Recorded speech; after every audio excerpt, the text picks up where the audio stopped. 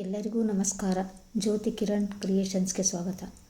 ಬನ್ನಿ ಈ ದಿನ ಒಂದು ಸೊಗಸಾದ ಬೇಯಿಸಿದ ಬದನೆಕಾಯಿ ಒಗ್ಗರಣೆ ಚಟ್ನಿ ಮಾಡೋಣ. ಈ ಚಟ್ನಿ ಅನ್ನಕ್ಕೂ ಸೈ, ಚಪಾತಿ ರೊಟ್ಟಿಗೂ ಸೈ.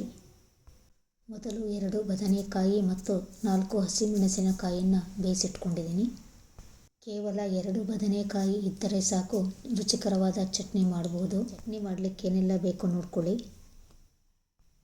ಸಾಸಿವೆ ಒಗ್ಗರಣೆಗೆ, ಕರಿಬೇವು 1 ಎಸಳು, ಅರಿಶಿಣದ ಪುಡಿ ಸ್ವಲ್ಪ, ಹುರಿಗಡಲೆ 2 ಟೇಬಲ್ ಸ್ಪೂನ್,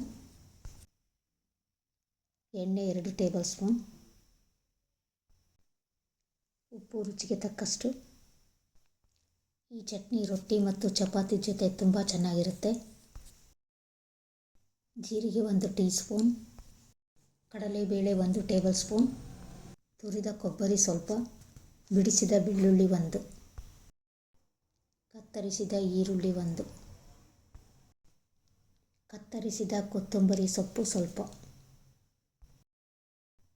ಮೊದಲು ಒಂದು ಮಿಕ್ಸಿ ಜಾರಿಗೆ ಬಿಡಿಸಿದ ಬೆಳ್ಳುಳ್ಳಿ, ಬೇಯಿಸಿದ ಹಸಿಮೆಣಸಿನಕಾಯಿ,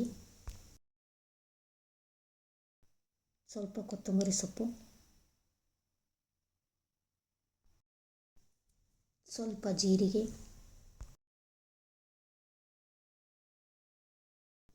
ರುಚಿಗೆ ತಕ್ಕಷ್ಟು ಉಪ್ಪು,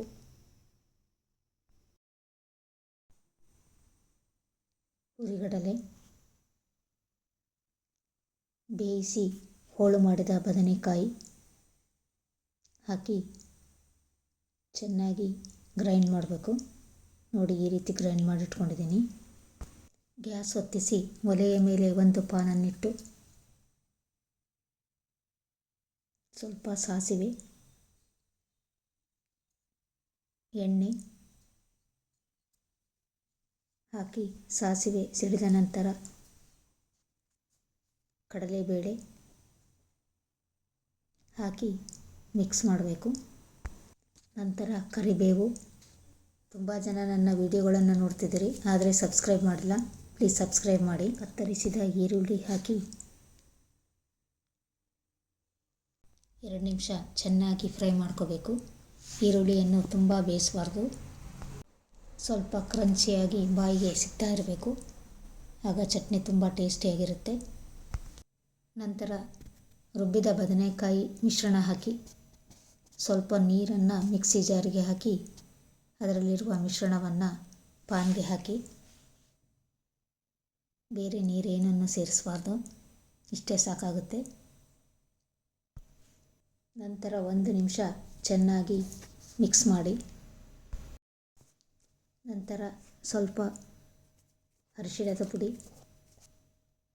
ತುರಿದ ಕೊಬ್ಬರಿ ಹಾಕಿ ಚೆನ್ನಾಗಿ ಮಿಶ್ರ ಮಾಡಿ ಗ್ಯಾಸನ್ನು ಆಫ್ ಮಾಡಿ, ಮೇಲೆ ಸ್ವಲ್ಪ ಕೊತ್ತಂಬರಿ ಸೊಪ್ಪನ್ನು ಉದುರಿಸಿ ಚೆನ್ನಾಗಿ ಮಿಶ್ರ ಮಾಡಿದರೆ ರುಚಿಕರವಾದ ಬೇಯಿಸಿದ ಬದನೆಕಾಯಿ ಒಗ್ಗರಣೆ ಚಟ್ನಿ ಸವಿಯಲು ಸಿದ್ಧ ಆಗಿದೆ.